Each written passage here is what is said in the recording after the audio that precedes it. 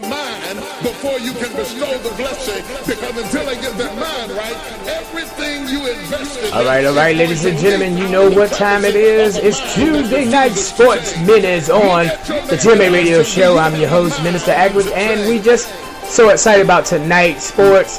What's going on in the playoffs. We're happy that we have Jeff back on the show tonight.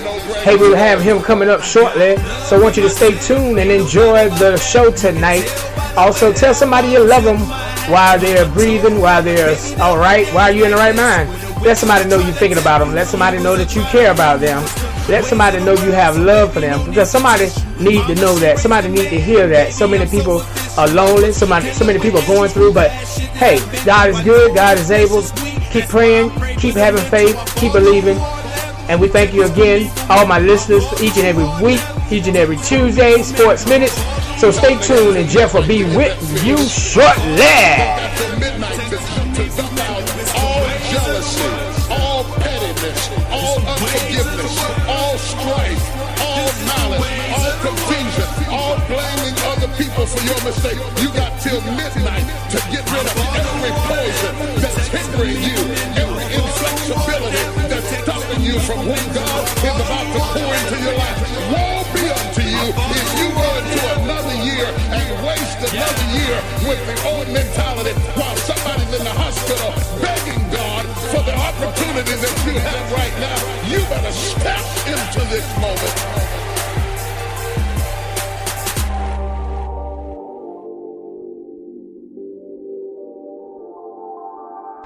All right. Hey, ladies and gentlemen, thank you for listening. Thank you for tuning in tonight. Sports Minutes on the TMA Radio Show. We're going to go to the intro, and Jeff Gray to come on in a minute. Amen. Hey, Jeff, take him away, man. All right. Great. It's good being back here on the show. Thank you, Mr. Ackman, for having me back on here again. We're going to focus tonight on the NFL playoffs. Let's take a look at the scores for the weekend, the wild card round. So we'll start off with the NFC. Crazy game between the Seahawks and the Vikings. Seahawks beat the Vikings by a score of 10-9. Vikings missed a game-winning field goal. Blair Walsh misses a 27-yard field goal to the left. A field goal that, in all likelihood, would have won the Vikings the game. I don't think the Seahawks would have been able to get in field goal range with 22 seconds left. To my memory, the best of my memory, the Seahawks had no timeouts left. So it's possible. I didn't think it was likely. So that was a field goal that would have won Minnesota the game, and I mean, he shanked it. There's really no other way of putting it. He kicked it and it just went to the left, and I feel really bad for him. I feel bad for that Vikings team. They played the Seahawks very well. They did. They played them tough, and it's just a tough loss, really. I mean, they should have won that game. By 1 point, tough. Yes, by 1 point. It's really tough for them, but congrats to the Seahawks. Sometimes it's better to be lucky than good. So, big win for them. The other game in the NFC was Packers and Redskins, and Packers finally got some momentum going. Aaron Rodgers had a decent game. No, it's not a big game, but he had a good game, though. 210 passing yards and 2 touchdowns, no interceptions. So pretty impressive on his part. And the Redskins, though, people came down kind of hard on Kirk Cousins. I thought Cousins had a decent game. His first playoff game. The person I'd really point a finger at would be Deshaun Jackson. His failure to reach that ball across the goal line when the Redskins were blowing the Packers out. That was the turn of the game. If you're a rookie, if you're a rookie, you understand that, but not as a veteran. Right, that's right. Yeah, that was the turn of the game right there. I mean, that was the extra the boost to get them, up. They was already, like I said, they was beating them to death. And all they had to do was stretch the ball out. I don't understand, Rodgers had the worst first quarter of his career. Right. But I'm glad they lost. I mean, I really wasn't pulling for Rodgers since last year. I'm still grinding for that, but I actually, you know, I'm not gonna say I was pulling for the Redskins, but if they won, you know, hey, it was, you know, oh well. But but Aaron Rodgers, yeah, they got, you know, and then too, none of the guys, man, they you know, played okay defense, but Deshaun Jackson, you know, didn't get open a lot. You know, didn't really have a lot of throws his way. Well, no, and here's the thing about it. You know, and I'm saying it as a guy who likes the Eagles. I've been an Eagles fan for, you know, about 10, 15 years now. I love Donovan McNabb and, you know, and Ryan Westbrook. I mean, I really like those players.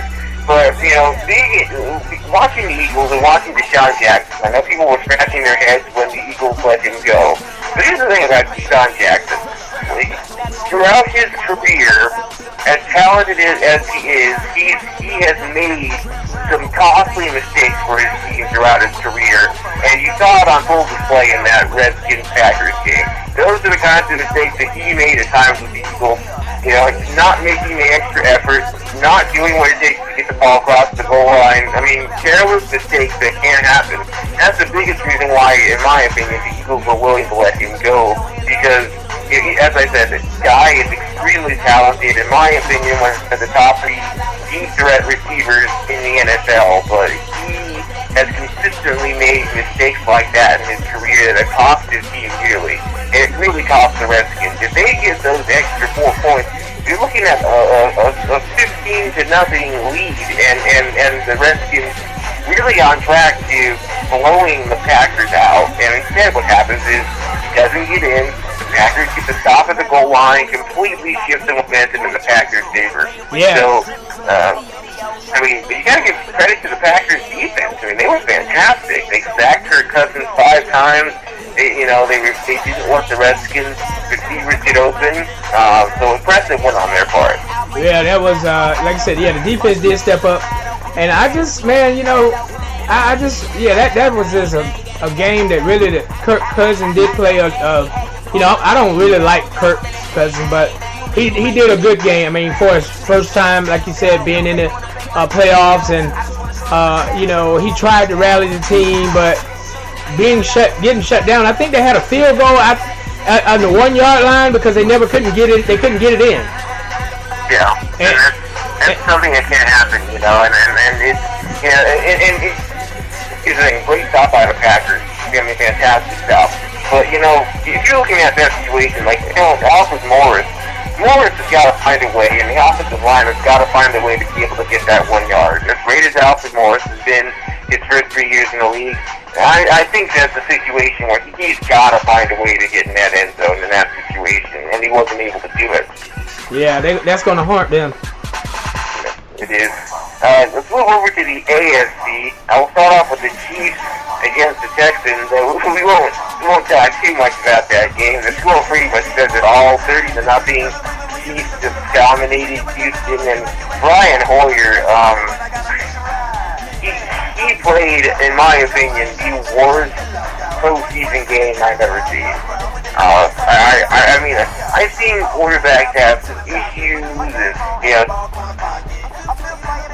he's horrible. Those interceptions did not play well, but I mean, I didn't see anything positive out of Brian Hoyer's performance. I mean, nothing. I mean, 4 interceptions, 2 fumbles. He turned the ball over 6 times by himself. But look, you can't do that in a postseason game. Jeff, with those 4 turnovers, why didn't they change him? Why didn't they put a backup in? I don't know. I guess they kind of figured, hey, you know, we stuck with Hoyer throughout the season, and he got injured, and he came back, and here's the thing. I mean, I like Brian Hoyer. I want to win. When they get down to the wild card game, if your starter, your $1 million quarterback is not doing the job, then I'm going to put somebody in, maybe let him think about it, get himself together, talk to him. I think it's a situation where, you know, I thought they should have put Whedon in early in the 4th quarter, just to try and mix things up, you know, because once again, Hoyer, it wasn't just the fact that he threw interceptions. His decision making was terrible. I don't know what he saw on any of those interceptions. Not he threw the ball and the player from Kansas City made a great play on a great throw. Every interception I saw was pitiful. I mean, it was terrible. I mean, you didn't know where he was throwing the football and why he was throwing it in that direction. But, good win for the Chiefs. They go on to play New England, and we'll talk about that in a little bit. But I want to talk real quickly about the other game, the other wild card game, the Steelers and the Cincinnati Bengals. And, man, you want to talk about wild games. I mean, we had some wild games in the wild card round, and so the Steelers...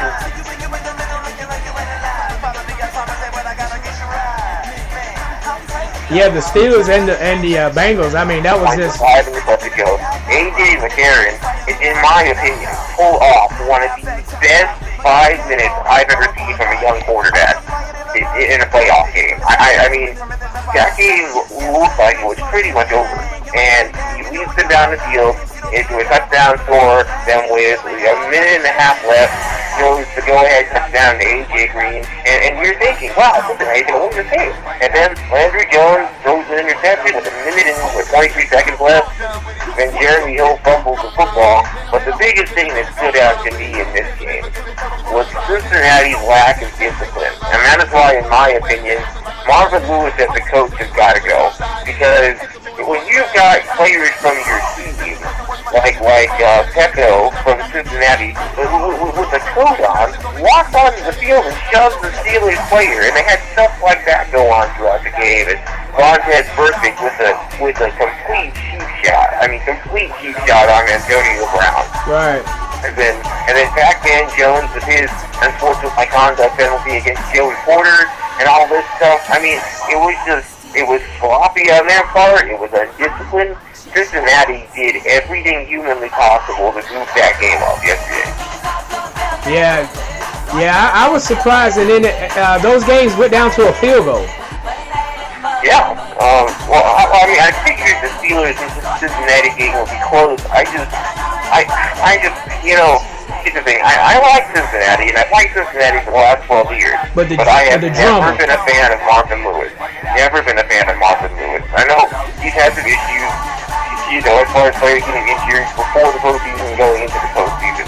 But he has had some great staff, some great teams, some great players, and has not found a way to win a playoff game. And the players that he always seems to get players that had a little bit of an edge, that had a little bit of a chip on their shoulders, which is fine. But the players that he's getting now, I think you're seeing that he has lost control of his team. And that was the biggest thing on display, because I've always questioned whether or not he can control his team. And we saw on full display, he has no control whatsoever over the Cincinnati Bengals. As I said, you've got guys on the sideline going onto the field to shove players and stuff like that. It's ridiculous. Right. And that's why, in my opinion, Marvin Lewis as the coach of Cincinnati, they really need to cut ties with him at this point. Right. Yeah. I mean, that was disgraceful. I mean, I don't know how else you can put it. That was one of the most disgraceful games I've seen from a playoff team in my 20 plus years of watching football. Yeah, and I'm gonna tell you, he's not the only coach that can't get a grip on players. Jason Garrett is another one, and Jerry Jones' son makes me ill because he can't even, we got guys on there with attitudes and causing problems, and all he does is clap and pat him on the back, come, all right guys, and he don't never go and get in somebody's face when they mess up or when they do, doing something wrong. He goes over, claps, smiles, pat him on the back. I'm like, for real? For real? Is that coaching? I mean, you're gonna get fined. You're gonna get disciplined if you act unprofessional.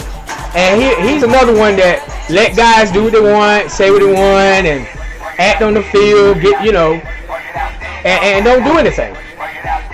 Yeah, and that's the thing about it. I think there are several coaches that should be on the hot seat, but especially Marvin Lewis. once again, as I said, 12 years. And he has the ability to consistently lead teams to the playoffs. When it comes down to getting teams to win in the postseason, Lewis is the first coach in NFL history to start off 0-7. There's something to be said for that, and I think we saw the reason why. And he likes to get these edgy players. Well, the players went over the edge. And to me, when you lose control of your players, that's when you as the coach either need to step down or the team needs to go in a different direction. Right, exactly. So let's take a look at let's preview the games, the divisional round games going on next week. Let's start off with the Packers against the Arizona Cardinals. Minister Ackridge, who wins that game and why? Well, I think, I'm going with right now I'm going to go with the Cardinals just because I know they're playing very good football both sides of the field. The defense has stepped up. The defense has really improved. I remember the first couple of games of the beginning of the season, I didn't think the Cardinals were going to be the same team they were last year because they've had some games that they should have won and they didn't play up to their quality of football. But now it seems like they got the gas on the pedal. The defense playing good and they're moving the ball and they're winning games. So and with Aaron Rodgers, he did win that game, but he's had a sucky first, second, third quarter in the last few games. But they unfortunately they had a good record at the beginning to push them into that playoff, but the wild card. But they have not. Aaron Rodgers, if he don't have a good game in the first and second quarter in the first half against the Cardinals, they're not going to win that game. I completely agree with you, and that's the reason why I'm picking the Cardinals to win as well. Rodgers could get away with the Packers could get away with being down 11 points in the first quarter against the Redskins. They're not going to be able to do that against the Cardinals. No. And that's why I think the Cardinals are going to win, not just because I think the Cardinals have a better overall team, but because I think the Packers are going to start off slowly again. And that's not going to work for them. I think the Cardinals, I think that the Cardinals will get off to a hot start. I think the Packers will come on late in the game like they've been doing, and they'll make it close towards the end. But I've got it being a high-scoring game. I'm predicting the Cardinals to win by a score of 32-28. I think the 32 is going to come from the Cardinals forcing a safety against the Packers. So that's my prediction for that game. Right. Yeah. I think it's going to be a high-scoring game too. But I'm more say I want to say 21-38. 21-38. Cardinals. Next game, we got the Panthers playing against the Seahawks, and this one, it's gonna be good. So who wins in your opinion, Minister Ackridge, and why do they win? Man, that's a hard game to call, Brother Jeff. I'm going to go with Carolina Panthers. Carolina Panthers has been suspect a little bit in their offense. Cam Newton still finds ways to win, but the Seahawks is one of those teams that are getting stronger now. They're pulling games out, and they still have a good quarterback in Russell. So it's going to be a very good game. But I got the Panthers winning that game, pulling it out, and I don't think they're going to win by a big margin. I think it's going to be more so 3 to possibly 4 points. Just because I think they might miss a extra kick, and they might, I think it's going to be a minimum scoring game. I will say that my prediction will be for the Panthers winning that game 28 to, I'll say 17 Seahawks. So I got the Panthers pulling that one out. I got the Panthers winning as well. I think they played very well this year, and not to mention they lost to Seattle last year, I believe. Yeah, I think it was last year they lost to Seattle in the playoffs. I think they find a way to win this time around. I think that the Panthers defense is going to give Russell Wilson some trouble. Now, granted, I do believe that Seattle's defense will give Cam Newton some problems as well, but I think the Panthers playing at home and being excited, being fired up in this one, I think the Panthers win this one, but I got a lower scoring game. I have I have a final score of the Panthers winning 17-13. I think they hold the Seahawks to one touchdown, and then the Seahawks have to settle for field goals, one of them being in the red zone. I can agree with that. We both got it pretty close. I think that this is going to be a very good game, defensive wise. But I think that Cam Newton has the edge because his ability to escape, run the football like a running back, and the defense for the Panthers. I mean, hey, but Russell's no rookie to the league. I think that if he can use his legs too. It should be a good game, but Russell has to run immediately. He can't think. He can't pause. He can't wait. If there's nothing there, he need to hit it because every second those linebackers gonna be on him like grits. Oh yeah. Let's take a look at the AFC in the closing minutes here. The AFC game would start off with the Steelers against the Broncos. Who wins this one and why did they win it? Well, I don't know if Ben is out. If Big Ben is in there, the Broncos, that's going to be another one of those games that really is hard to call up in the air. I think the Steelers, they're doing pretty decent on defense, but they're still giving up a lot of points. They just barely pulled it out Sunday. So that's going to be a factor too, and then depends on how banged up they are from this past Sunday. But the Broncos, they look like they are doing pretty decent still. Manning should be back starting for that game. He's been there before. I think it's going to be a showdown between the quarterbacks, but then also it's going to be the defense. Turnovers with the defense. So I think the Broncos are going to make some turnovers as well as play good offense. So that's a hard game for me to see who's going to win either way. But if I'm going to go for the Broncos simply because, I like Mike Vick. They're not playing them. But the Broncos, I got the Broncos, and that game was a really low game. Like you said with the Panthers. I'm going to say 17-21, Broncos winning that game. There's still some debate about whether Ben Roethlisberger is going to play. Apparently, he has torn ligaments in his shoulder. So he won't be playing. So the backup that played, then he's. I don't know if he ever been in the playoff before. But it's going to be a very tricky game, so the defense is going to have to help the Steelers stay in it since Roethlisberger is not going to be in there. And I still got the game as 17-21. Yeah, I agree with you. I think that's a good score. I'm going to go with that score as well. 17-21. I think Broncos find a way to win it at home. I think the advantage of having healthy Peyton Manning is going to give them the edge in this one. And the last game I want to talk about is the Chiefs.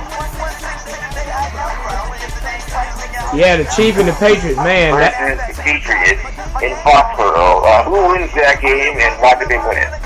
Well, I like both of them. And Andy Reid's done a great job.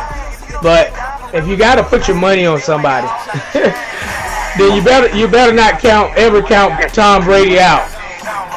He's been in it before, and it's like he tastes blood. So I got the Patriots winning that with their experience, with the whole team playing pretty good ball. Their defense not bad this year, but the Chiefs are hungry. It's going to be an excellent game, but I think that the Patriots going to win by a touchdown, and I just think that the Patriots going to pull it out by 7 points. Well, this might shock you. You know how big of a Patriots fan I am. I am a diehard Patriots fan, but I've actually got Kansas City winning this game, actually.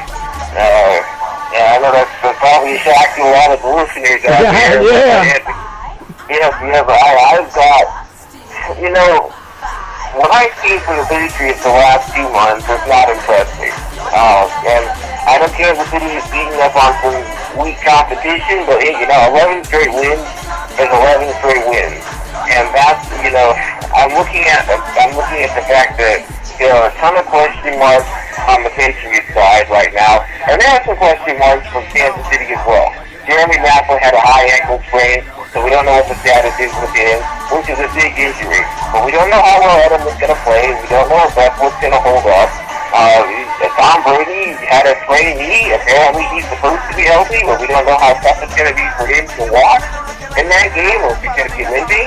The offensive line for New England has been patchwork at best. And I know Kansas City's also got some injuries defensively, so there's some uncertainty. But I just look at the way both teams are playing going into this game. I'm not liking the way New England's been playing. And that's the reason why I have actually got Kansas City going into New England and pulling off an upset by a score of 21-20. And I hope that's not the case. I want to see the Patriots win, but they've got to show me something. They've left a ton to be desired. Right now, I feel like Kansas City has more momentum, and they've got a lot more fire going into this game than the Patriots. Yeah, but I think I gotta still put my playoffs on Brady. It's do or die now. Like I said, the Chiefs playing good ball. I like them, but I think Brady finds a way to win the long pass, 7 points, fourth quarter lead. Well, look, let me ask you this before we go, Jeff. The news talk, I want to ask you about what you think about Hugh Jackson. The buzz is going around with him being a head coach. Looks like Cleveland Brown wants him the most.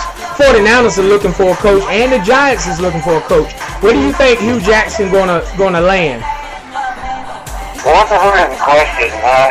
I'm not 100% sure. I mean, there are teams that can use just to speak up. I mean, I would think Cleveland would probably be the best destination for him at this time. Reason being is that Cleveland has got to mix things up. They've got to do something different. They keep missing, they keep swinging and missing when it comes to the draft. Their players lack discipline at times. And some of the pieces are there, but but there's so much uncertainty. They need stability, and I think Hugh Jackson. I think he's the kind of coach where if he went to Cleveland, he could help to get them on the right path. Mike Pettin wasn't able to do it. With the Giants, the situation with Tom Coughlin leaving, it could be a good destination for him there as well. I mean, he's got the star quarterback in Eli Manning, who's been up and down the last few years. But I for one think over the last 3 seasons, Tom Coughlin underachieved with the kind of offense that the Giants have had. Granted, the Giants have had some issues as far as their defense, but their receiving core has never been in question to me. So Cleveland could work.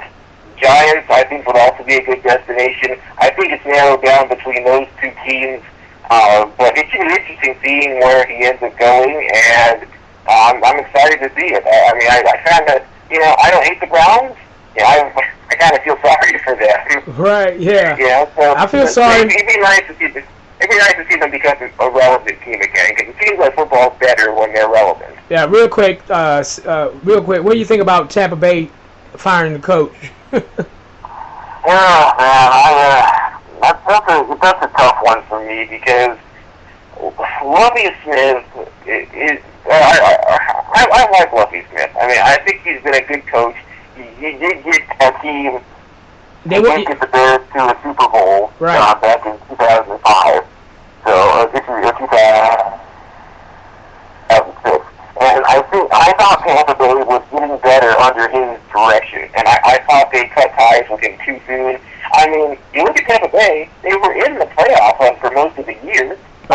Late in the season, up until around week 12 or 13, where they lost a couple games and eliminated it. When they ended up getting eliminated, Tampa Bay was right there in the wild card. Right. I like what Lovie Smith has been doing there. I think they've made a mistake in letting him go. That's right. All right. 10 seconds. What would you like to say? Well, it's been great to be here on the show. I'll see you all next time. Goodbye, Mr. Ackridge, and goodbye, everybody. Goodbye.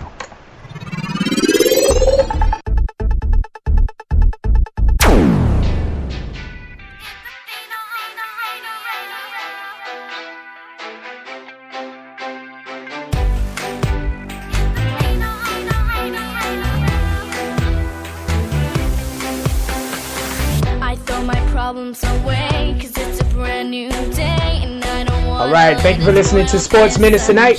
Hey, hit us up tomorrow, midweek praise, between the hours of 9 and 10 p.m. Come on, bring your shouting shoes. Come on and bring your praise, and let's give God some praise midweek. Amen. Come on in, bring somebody, invite them, let them know we'll be here. All right, see you, love you.